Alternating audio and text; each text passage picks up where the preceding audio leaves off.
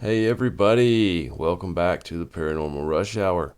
This is your host Ryan Rush, and tonight I want to just talk about some things that are on my mind. I don't really have any kind of topic, and I'm not really have any direction to take this in, so I'm just going to talk about some things that I've been thinking about, and that's about it. So I hope you stick around and hear what I have to say, and I will try to make it worthwhile, anyway.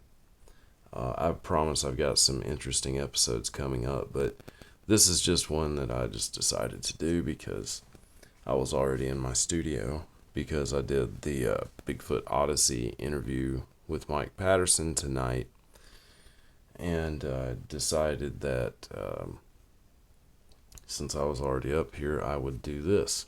So here I am. The interview went pretty good, although my internet was not doing well tonight. I don't know what the deal was. It wasn't like that last time, but tonight it was pretty bad and it was lagging, but it did turn out okay. So fortunately, it wasn't too bad. Anyway, I know you guys have been seeing me like picking this up for about 5 minutes now.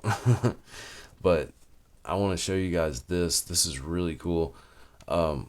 This is a picture that one of my subscribers from Frosted Forest Sasquatch, who's watched me for years and years, has he drew me these, and these are some sketches he did of structures I have found, Sasquatch structures out here on my property, and I wanted to show this one to you. I've got this one framed, and as you can see, there's a bare spot on the wall where my Pearl Jam poster used to be. So I'm just going to replace that.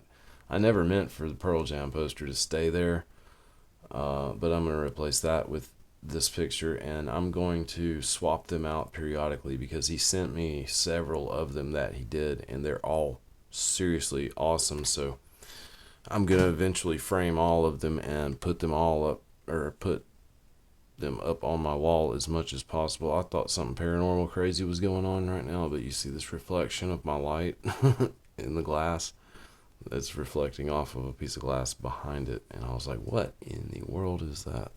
Like something floating up and down, like that didn't look normal, because this is not a normal looking light. Anyway, it's kind of night I'm having. But this is a really cool picture, and I'm going to show it to you guys right here so you can see it. And this was a structure that I found, and I totally remember finding it. That's what's cool, is I remember every single one of the structures he sketched for me. I remember finding every single one of them when I found them. And anyway, I'm going to hang this up here, and I really appreciate those. There we go. They're really, really cool. That's some of the coolest stuff that anybody's ever done for me or ever sent me, or I don't know. I was flattered that I actually found something cool enough for somebody to sketch. That was pretty cool.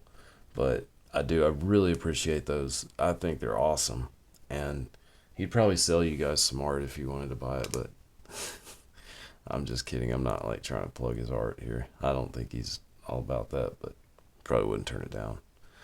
They're $1 million a piece, so if anybody wants one, let me know. I'll get in touch with him. But anyway, back to what I was talking about, which is nothing. It's just some stuff that's been on my mind lately.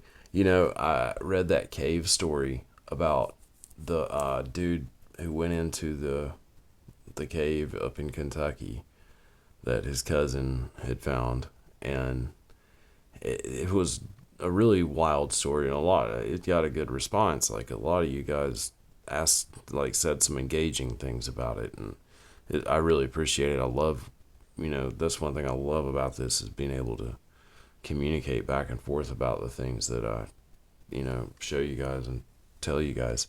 But anyway, that story had gotten me thinking, because a few of you had commented and told me that there were some cave stories from other people who had experienced like the same thing about going into a cave. There's a gate. They found a gate, and then they get chased out by like some reptilian hominid. Somebody told me about that, and I think it was a kid that got chased out, and they said his mother witnessed it, the whole thing, and I think maybe got chased by him too. And for some reason that rings a bell though, like someone else had told me about that. I don't think I've ever heard the story myself though. I would really like to. But anyway, it was really neat stuff like that that a lot of people talked about. But one of the things that I started looking up was the M cave. I don't know if any of you guys have ever heard about that. But it's this cave, and the opening is shaped like an M. And this guy found it, he said. And it's really a weird story. Like, I started finding this, and this guy, his name's Kenny Veach, Veach. He found this cave. Like, he's the first one to mention this. And he was a YouTuber, and he like made videos hiking or something like that. But he found this cave, and when he found this cave, the opening of it was shaped like an M, like the letter M is what he said. And he actually made videos of himself like going and searching for the cave, because he said he found it. And when he found it the first time, he was just out hiking. I think he was in Nevada. I want to say that's where he was, like right outside of Las Vegas. And, Nevada's got caves everywhere, like all through the mountains, around the mountain ranges up through there in the desert and stuff. And, I mean, caves everywhere, little holes in the mountains all over. It's like Swiss cheese through there. So, this one, though, stood out to him because he said he explored every cave he ever came across except this one, because he went up to the actual opening of the cave, and then, like, he said the closer he got, he started feeling this vibration in his body. Like, he said his whole body started, like, vibrating. And he said he didn't have anything as far as, like, protection goes, like a gun or anything like that. So he didn't really want to go in the cave, because he had gotten such a weird feeling just from being up near it. So anyway, he like goes and goes missing, like trying to find this cave. It's weird because he put out some videos about trying to find it, and then one day he goes out to try and look for it, and he never comes back. It's crazy. And then, like, I know that on one of the videos, and this was weird, like, one of the videos I saw on YouTube, I was reading some of the comments, and one guy said that he heard his girlfriend had, like come out and said that he was depressed and had mental issues going on or something, and he was suicidal, and he went out there and killed himself or whatever. And then I saw a comment under that where there was this one guy who said there was no way that happened.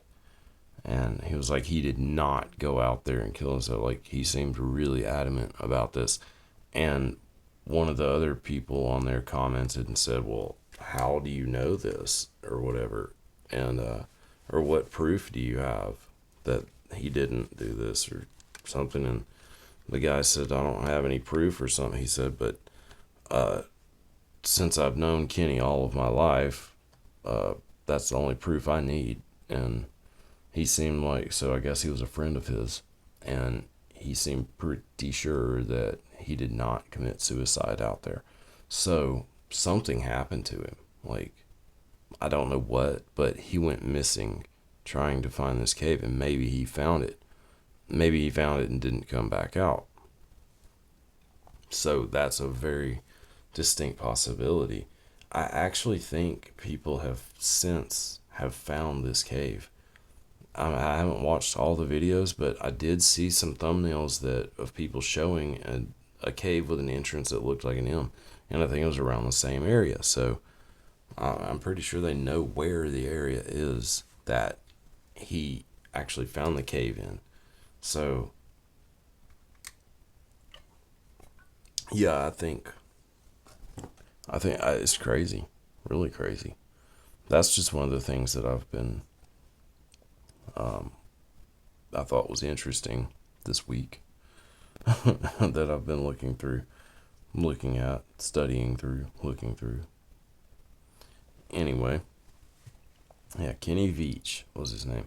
I don't know if he's like actually on like one of the missing 411 or anything, but they've never found anything to do with this guy. Like nothing, none of his belongings, nothing, no sign of him. It's really wild. Yeah, I mean, check it out. There's plenty of videos on it. Yeah. But anyway, that is one of the things that I've been thinking about a lot this week. The Kenny Veach. I mean, it's weird. The whole missing 411 thing is really odd, and I think that something subterranean has. I mean, I think there's a subterranean element in all of it. I did hear somebody somewhere on one of these videos I was watching say something about the missing 411 being a lot of different things happening, like with the same purpose, I guess. I mean, I guess, they're all doing the same thing, but it's a lot of different things doing it. I really think that might be what's going on with it personally. And I think some of it is people like going missing in caves and stuff, because there's a lot of cave stories that have been associated with missing 411 people. And it's really strange because the people that go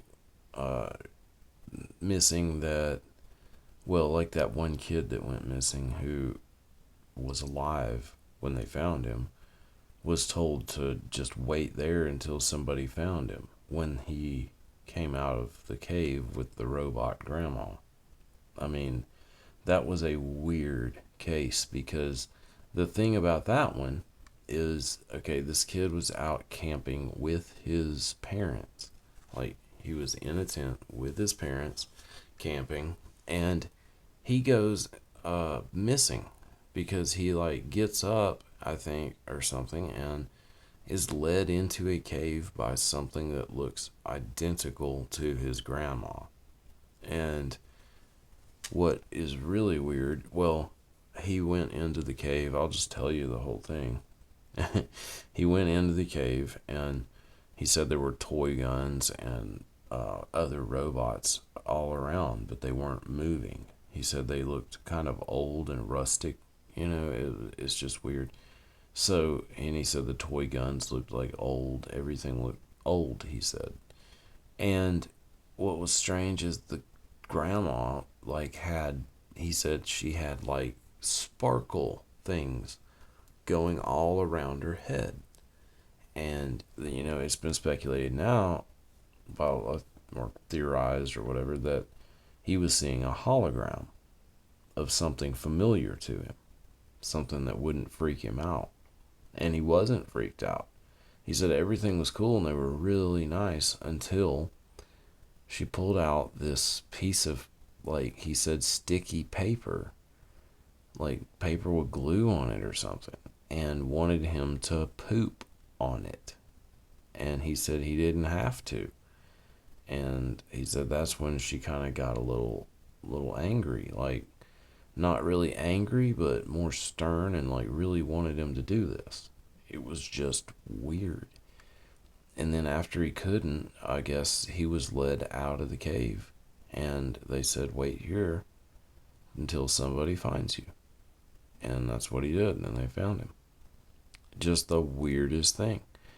And what makes this case even stranger is that his grandmother, his actual grandmother, the one that he saw, she was talking to him about it after he was found, and she found out that they were in the same place that she was camping around the same time. I don't know if it was they were there at the same time.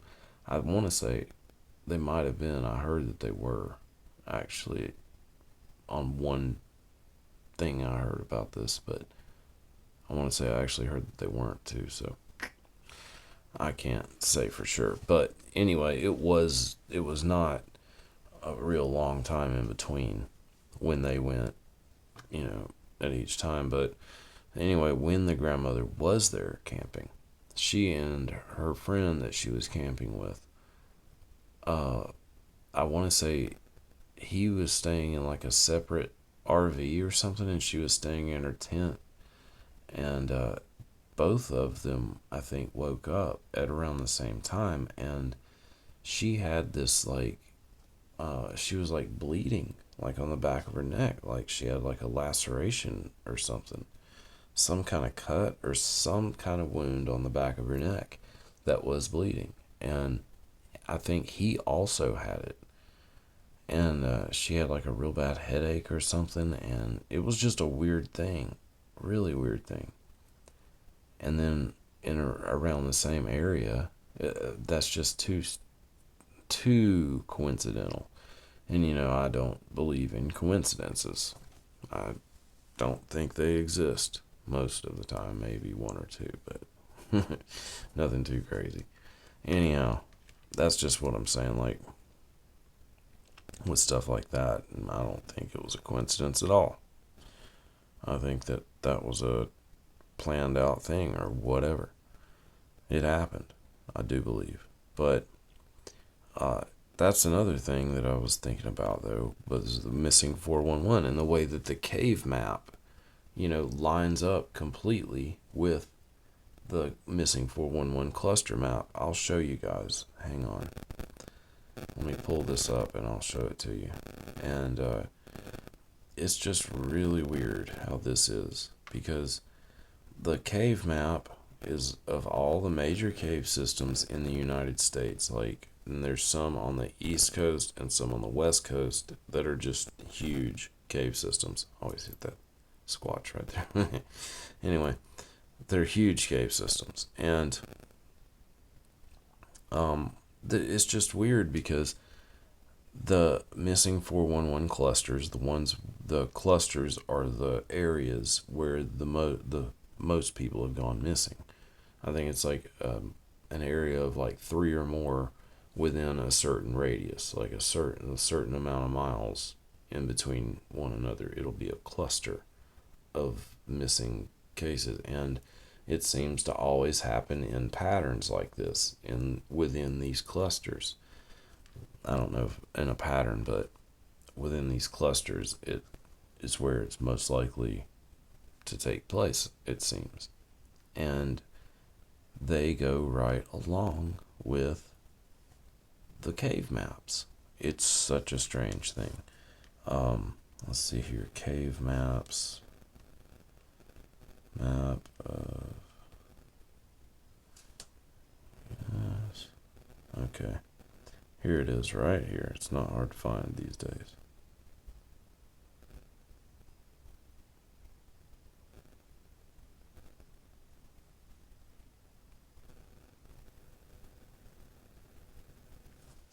Yeah.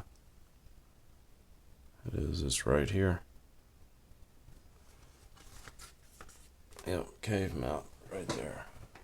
Hope you guys can see it. I can't see it in that. I think it might be too bright. But, sorry.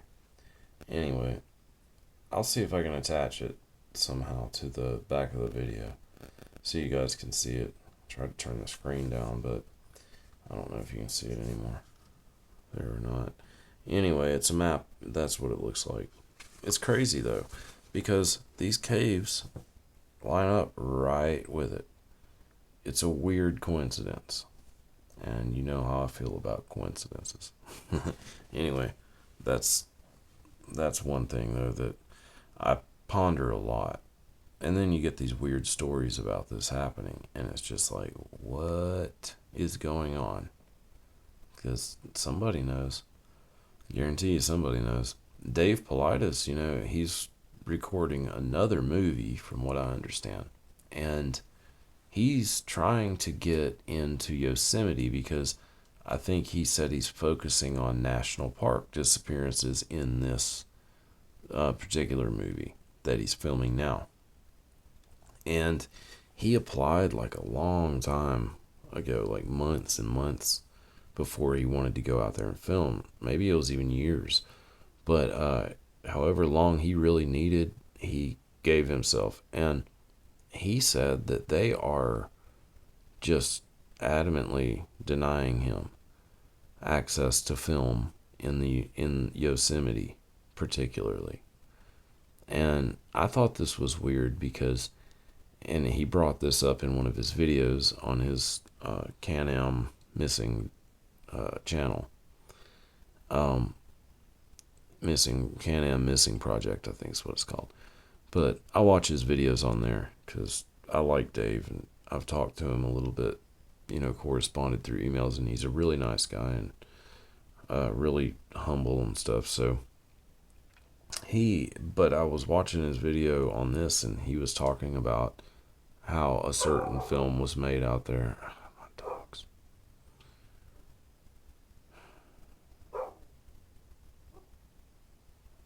Anyway, how a certain film was made out there, and he was talking about Free Solo, and it was they were allowed to film with like drones and stuff out there. Somehow or another they were allowed to. And I think a lot of that had to do with money, because the North Face had a lot of money invested in that movie. I know. Because the director and the star of the movie were both endorsed by them. So I know they shelled out some cash, I'm sure, but they were still allowed to do it. And I'm sure that if Dave were charged a large amount, he'd probably do it just to be able to do it. But it's weird. It's a weird thing how they're blocking this. And there's a reason, I guarantee you. It's because they don't want people talking about this. And it blows my mind that they keep this so covered up when the knowledge is out there now. And it's not like we can't see what's going on. It's just freaking weird. There's no explanation for it. It's not like we can't see that. Okay? I mean, so why are they so against him going and showing people more of it? Because it's already out there. It's in his books anyway. All of it. I mean, most of it. But they've always tried to make it so hard for him to do anything involving Yosemite, of all places. And that happens to be like the largest cluster in the world, I think, as far as like what he's established. Now, I don't know. That's another thing. There may be something like in another country that's so crazy. Just like that one guy I talked about who went down there to the jungle and and witnessed something weird happen to one of his friends. And you can hear that I think it's in my Missing 411 podcast episode that I did. But it was such a weird thing. And man, I just don't know. I don't know. I mean, we need to figure something out about that, I think. That's another thing that's weird that I've been trying to do this week. I've been trying to find this email, okay? And I don't know if you guys have seen that Trail to Bigfoot thing with Mark Barton. He's a guy that was on that channel, The Trail to Bigfoot. And it's these dudes from Florida, Chris and Mark, who are good guys. I've known them a long time, and just from doing the whole Sasquatch channel. And they've always been nice guys. And Chris and I have talked a lot over the years. And he was telling me about this before Mark came out and talked about it on Carrie's show on Bigfoot Odyssey. He was telling me about this about a month and a half, 2 months maybe, before Mark came out public with it. And he was like, man, he told me what happened to Mark. Basically, if you're not familiar with it, Mark was attacked by some sort of entities, some kind of beings. Physically, he was like held down by them while he was out camping in a state park in Florida, and near a swamp. And he was privy to some information that not many people ever obtain and leave with alive, I guess. That's the thing. They were trying to kill him, he said. And the whole thing was just, it's out there. I'm going to tell you right now, it sounds out there. But just knowing how Mark was before and seeing how he is now and what's gone on and what I know about what Chris has told me and stuff, something really did happen to him, okay? I wasn't there, I can't say what, but something really did happen to him. And I wish him the best, I really do, because it's caused him some issues. And that's one thing that's just really strange about it. But I don't know, it's just one of those things. But the thing is, I had a subscriber years ago who sent me an email, and they told me like the same thing that Mark said about what happened to him. Like, they started telling me like about the same kind of beings that Mark described, and that's what really got to me. I was like, okay, there's something up with this, because what are the odds of me getting this from somebody and him saying basically the exact same thing, like verbatim what was in there? It was just weird. And I've been really trying hard to find that email, and I don't think I have it anymore, because it was in my Yahoo account that I used a long time ago when I first started Frosted Forest Sasquatch. I used Frosted Forest at yahoo.com. And that's where a lot of people emailed me. Like for about a year, I think I used that. And I had a lot of emails that I wish I had right now. Another was a story that was so cool, and I can pretty much remember every bit of it. And I might just write it out one day and tell you guys, because it was sent to me and I pretty much remember everything about it. I have a pretty good memory, so I might just like see if I can type it out. But the guy who it happened to was actually on a show, and he did an interview about the story, and it was a really cool story. And that was after he had emailed it to me. It was a really cool story. It's where he talks about how he used to play with two Sasquatch when he was a kid, and they were young Sasquatch. He used to play with them at the lake, at his parents' lake house when he was a kid, and it was really crazy. Cool story. And I'll get on here and tell it one day soon, but yeah, it was neat. Anyhow, that's one of the emails that I wish I could recover, but I don't think I'll ever be able to, and I think that's the address that the guy sent me that to. But I did go through my old Gmail emails on the Frosted Forest Sasquatch at gmail.com address, and I found some that I think where someone else he had emailed was discussing this with me, and I think I know what his name is. So that's a start. I think it's like Brandon Woodhouse or something. So if you're out there, I'd really like to talk to you again. I think he told me, he knew it was hard to believe what he was telling me, and that in the future I might find out that it's all true. And it's seeming that there was definitely some merit to what he said. So I really wish I could find it, though. Man, I wish I could. I'd love to be able to read that. And I've been telling Carrie I've been looking for it hardcore.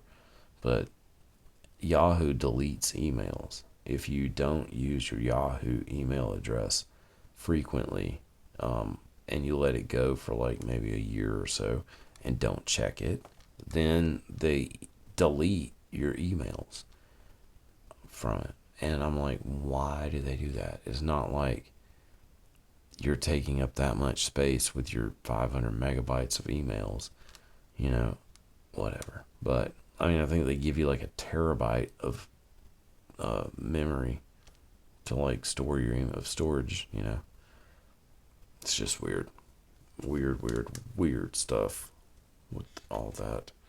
But I don't think I'll ever be able to get it back. And dog's driving me nuts tonight. Yeah, I think I'm pretty much. I think that's a lost cause, though. But I can remember a lot of what it said, and everything it said was pretty much what was going on with Mark that night, and it was really weird. How would I have gotten that and heard him? That's just one of those things that blows your mind about this stuff. You hear something so outlandish and so crazy, and then here's somebody who, it looks like it might have actually happened to him. So, and then you're like, you can't help but sort of think, well, this might be true. And if it is true, then we got a lot more to worry about out there. But, there's already so much that everybody doesn't know about. The creatures that lurk out in the woods are stranger than anything we've been told about, I do believe. There's so much more out there. And the more you the more you study this stuff, the more you will find out.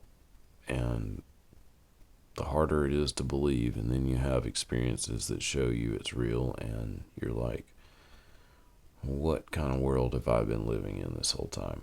And that's one thing, I have no idea what kind of world we've been living in. It makes me wonder a lot of the time, because for one thing, like what I was telling you guys in that one video about the branch growing out into the water where I kayak, and I know I would have went right into it had it been there and I was launching my boat in the same place I always do. Would have just headed straight for it every time.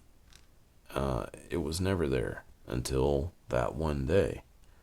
And then after that, it's never been there again. So how do you explain that? And then you got the Mandela effect. There's so many of them. Like the Smoky Mountains, the spelling of that changed. And my mom grew up in Knoxville, right by the Smokies. She was in like the Youth Conservation Corps, and she told me the way that it was always spelled, and it's not spelled that way anymore. So that's one of the things. There's just so many of those that are just like, what? Something happened. Something changed this. You got CERN, man. There's no telling what they've done with CERN. Like, for real, we've gotten so crazy with this stuff. It's just insane, We've gone, I think, off the deep end of all this. And then, I don't get political. I don't really like to talk about politics much, but I don't think anybody can deny that there is something for real up with all this election stuff going on and COVID. And I mean, COVID's very real. And I've known a lot of people who've had it. And luckily, none of them, all of them recovered. But some of them got really bad sick.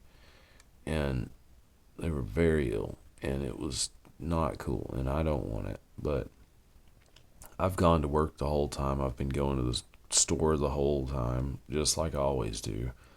And I wash my hands religiously, though. I mean, I worked in a public school for years without ever getting the flu. So, and I'm pretty sure because I wash my hands more than most people. I've always been big on that. So, I think that has a whole lot to do with it. That, and I take immune boosting supplements, stuff like that. And I think those do help a lot. A lot of you guys, though, take some turmeric with curcumin in it. That they say that does something where it blocks the COVID infection, so the virus from infecting you. So like, take your turmeric. I've been taking it for years, though. It's good stuff. I mean, I heard the way that they found out about turmeric and how beneficial it actually is, because it's a spice. They used it in India. I mean, for everything. They put turmeric in everything, and we put it in a lot of things like cheddar cheese and mustard and things like that to turn it yellow.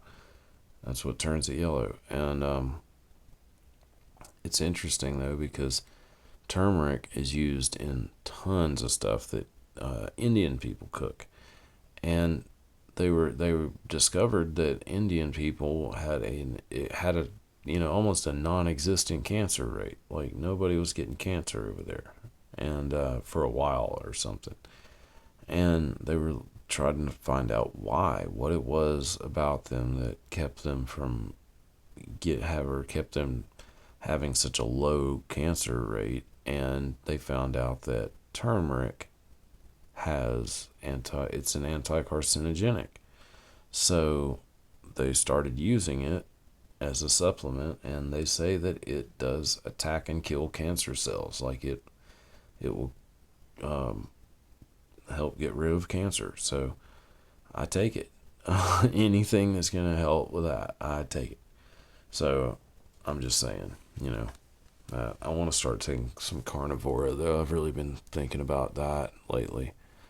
I think carnivora is probably a good thing too. But anyway, if any of you guys know anything about carnivora, or you've taken it or whatever, drop me a comment and let me know what's up with it, because I'm looking for some opinions on it that weren't the ones I heard in an advertisement. Basically, that's what I want to hear. I know Reagan was all about it when he got sick that time or whatever. I don't know. I mean, you got to do stuff, though, these days, man. There's so much working against us that we got to have some kind of line of defense for ourselves. And gosh, they've been trying to get rid of all that stuff for years, so we can't take it and get healthy. Yeah, that's the way it goes. But man, this election is getting out of hand, though. This stuff they're doing. I mean, I'm not a big fan of either of them. Personally, I don't get into politics, It's not that interesting to me. And though I do keep up with it just so I'm not ignorant about things. But, it's not my thing. It's not like what I'm all about. And I don't know. I just don't really want anything to do with it. But I really hope that things chill out. And I don't think they will, but I just kind of worry about what's going to happen after November 3rd. And that's one thing that's on my mind about it. So I know a lot of people are thinking about it right now, though. That's another thing that's been on my mind lately. since I'm talking about things that have been on my mind tonight. Yeah. I hope you guys have enjoyed this because I've just been rambling on tonight. It's been my lead. That probably won't even. Probably delete my video if I said Led Zeppelin, didn't it? They're so weird about that crap right now, man. Joe Rogan, just bought a $14.4 million mansion in Texas where he moved his operation to. People hate his new studio, just hate it, absolutely hate it, and don't like it whatsoever. He's moving to Spotify, which I don't think that's the best move for Joe Rogan, but not to be exclusive to Spotify anyway. I just hope his videos still make it to YouTube, personally, because I ain't getting on Spotify to listen to Joe Rogan, I'm sorry. But I'll watch his videos on YouTube when they pop up. I mean, you know what I mean? That's why I think it's not a bad move for him because he got like $100 million, so he doesn't care. I don't think. I think he's pretty much like, whatever by now. He's done enough of them where you can just rerun them for years and nobody cares. So whatever. That's how I'm trying to get the PRH, I have enough of them where I can just run them on a loop. I'm just kidding. I enjoy this. That's why I do it. I don't know. I mean, I've always enjoyed broadcasting and stuff, and these days with the internet and YouTube, like, I would have been on YouTube a long time before, probably, if I had known it was going to get like this. I had no idea. Nobody did. Except PewDiePie, maybe. I don't know. That dude's got too many subscribers. That's crazy, too. Yeah, but anyway, I don't even know. It's past midnight. I'm going to go listen to Coast to Coast, guys. So, I really appreciate all of you who stuck around and listened to me ramble tonight. I might do it again sometime soon. You just never know. If you guys liked it, let me know, and I will do it again because I can do this anytime. It's a lot easier than keeping a specific topic, going. But I tried to keep it on the paranormal side tonight with, try to keep it specific to what my theme of the show is about. Maybe I did a good job. Let me know in the comments if I did a good job. If you think I did a good job, let me know. Give me a thumbs up and a like, and please subscribe if you haven't. I'd love it if you sat here and listened to me this whole time and subscribed. That would be like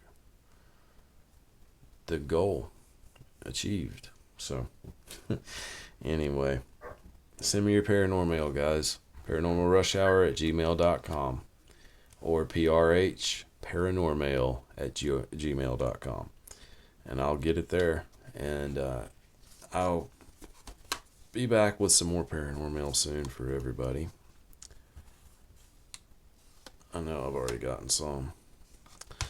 Anyway, thanks, guys, and I'll be back with you soon. Take care, everybody, and stay safe.